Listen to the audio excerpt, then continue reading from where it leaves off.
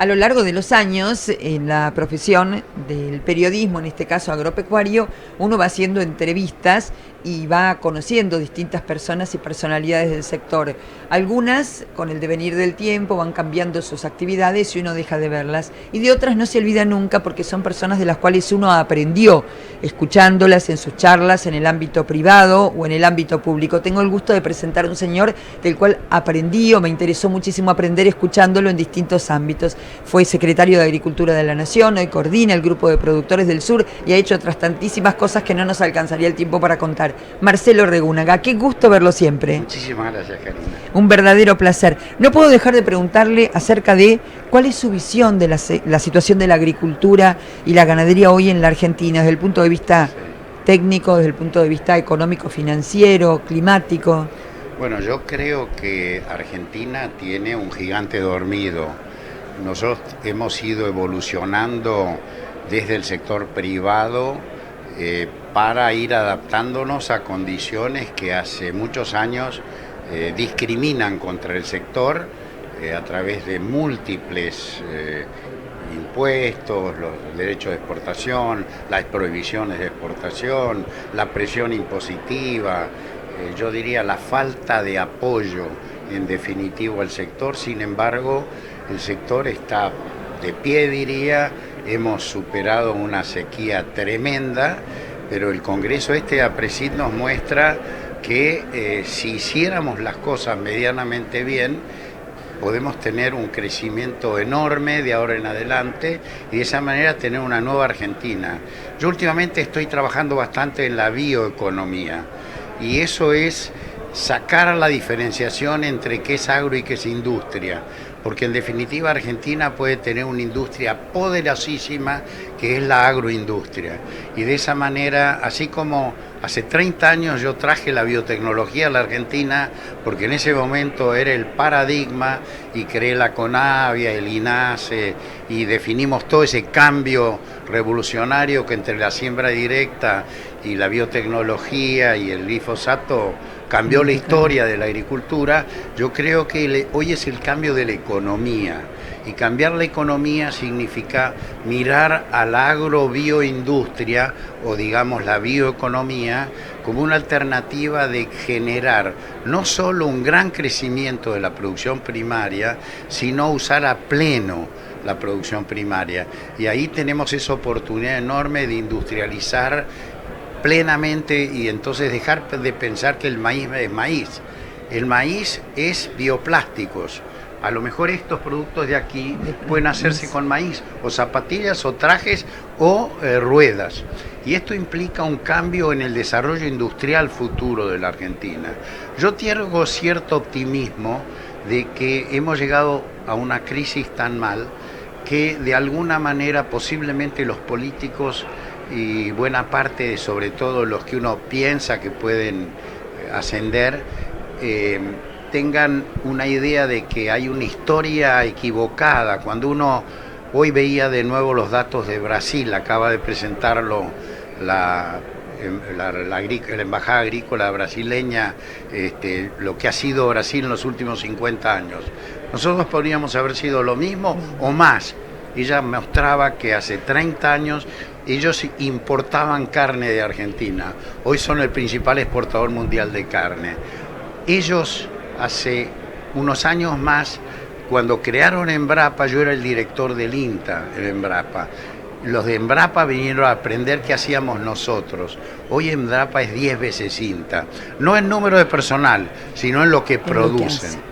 O sea, yo creo que tenemos un agro con un enorme potencial, que si hubiera un contexto macroeconómico y políticas similares a las que hace Uruguay, Chile, Brasil, tendríamos una enorme posibilidad de generar empleo y sobre todo ahora generar desarrollo agroindustrial, con lo cual empleo en el interior, que yo creo que es una de las debilidades grandes que tenemos. Justamente ayúdeme, pero la bioeconomía es la que permite no solo desarrollar este criterio de agrobioindustria, sino también que ese desarrollo se dé localmente. Exactamente. Yo creo que la gran diferencia que hay en la estrategia de desarrollo industrial de los últimos 80 años de Argentina, que es concentrar en las ciudades la industria manufacturera, la textil y demás, va en contra de todo lo que es el desarrollo del interior. Y la bioeconomía, porque yo prefiero definirlo como bioeconomía más que como agrobioindustria, es desarrollo en el territorio, porque cuando uno tiene que procesar un maíz en San Luis, lo procesa en San Luis, y cuando uno tiene que procesar un bosque en Misiones, no viene a Buenos Aires a procesarlo, lo procesa allá, agrega el valor, crea empleo, y entonces la bioeconomía es esencialmente desarrollo industrial territorial, y eso es crear empleo y en todo caso tener una migración inversa. Nosotros hemos tenido una migración traumática, las ciudades llenas de villas miserias por falta de oportunidades de empleo, porque además hay otro tema que es muy importante. En su época, cuando hace 80 años Argentina decidió industrializarse con la industria de autos o textil, era ahí donde pensaban que iban a generar empleo. Cuando uno ve la industria manufacturera de hoy, por ejemplo la automotriz, es todo automatizado, ahí no creamos empleo, el empleo lo creamos, vamos a crear podando mejor los montes, sembrando forestales, procesando el residuo de la caña de azúcar o el residuo del maíz. Es decir, nosotros durante muchos años, cuando yo era el secretario, veíamos a la agricultura por los productos primarios. Hoy el producto primario es un porcentaje del valor de todo lo que podemos hacer. Un maíz te permite producir cientos de bioproductos, desde combustible, biodiesel o bioetanol, pero a su vez el procesamiento de los subproductos que uno genera en el bioetanol, desde el biogás que haces para gas carbónico para las botellas de Coca-Cola o cualquiera de esos productos, hasta los bioplásticos, de manera de que hoy cuando miramos el maíz, la genética de ese maíz, ya no es la de hace 30 años, es una genética que está pensando en el desarrollo industrial y local, es el desarrollo del interior de la Argentina. Sumamente interesante, pero no puedo dejar de preguntarle por la coyuntura.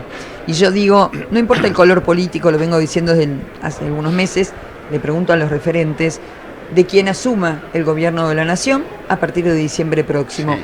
¿Cuáles son aquellos puntos, aquellos ítems que no puede eludir adoptar para que crezca, para que mejore el agro, para que se incentive al agro? Mira, yo creo que no hay que hacer cosas muy diferentes que las que hice yo en el año 90. Cuando yo asumí, hicimos una desregulación total. Hoy el país está totalmente regulado. Para hacer cualquier trámite tenés que hacer, necesitas tener un contador para eso. Hay que hacer una desregulación, eliminación de todas las prohibiciones que hay. Eso hay que hacerlo el primer día.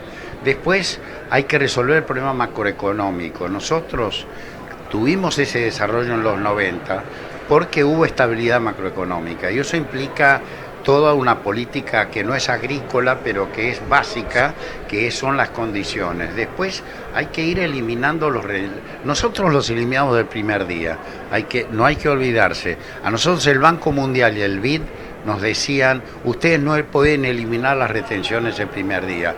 Nosotros eliminamos las retenciones el primer día y no hubo problema fiscal. Pero digamos que hoy la situación es más seria y en todo caso lo que necesitamos es ordenar el tipo de cambio, eliminar estos tipos de cambio múltiples y plantear un horizonte de en X años y por ley, de manera que los productores tengan seguridad. Porque yo creo que lo más importante hoy es crear un contexto amigable para que el productor invierta. Si nosotros damos estabilidad macroeconómica, eliminamos todas las prohibiciones y regulaciones que hay y anunciamos una eliminación de retenciones y disminución de la presión fiscal también en las provincias, porque por ejemplo ingresos brutos ha subido de una manera notable, yo creo que el otro componente importante es infraestructura. Nosotros tenemos ahí una debilidad muy grande. Se invierte muy poco en el presupuesto en materia de caminos, ferrocarriles, de todos esos aspectos. Yo creo que tenemos que hacer una apuesta importante, que gran parte puede ser del sector privado.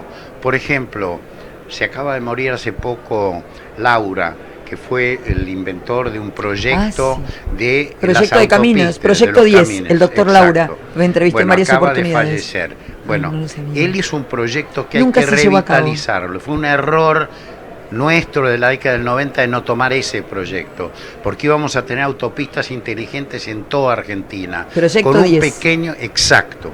Bueno, yo creo que infraestructura es el otro gran capítulo, pero básicamente bajamos la presión impositiva, estabilizamos la macroeconomía y la producción agropecuaria en 10 años puede aumentar 50 o 60% en casi todas las actividades.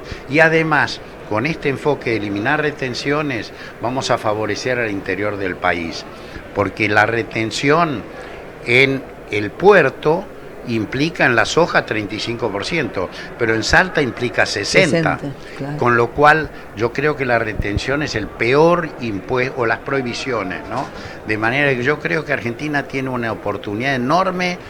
Vimos lo que pasó en Brasil, en Uruguay, en Paraguay, de manera que el próximo gobierno tiene una serie de instrumentos y yo creo, por lo que uno dialoga con algunos de ellos, que muchos de ellos están en ese camino. Ojalá así sea. Marcelo Regúnaga, gracias por este diálogo con nosotros. No, gracias a vos, como siempre, ¿eh?